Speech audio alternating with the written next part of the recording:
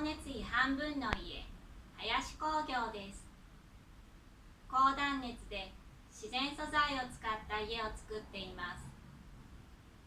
お客様が来た時にソファーにある膝掛けやタオル、ちょっとしたものを隠せると、それだけで部屋が片付いているように見えます。リビングにそういう膝掛けとかをしまえる場所を作ることを検討してください。ありがとうございました。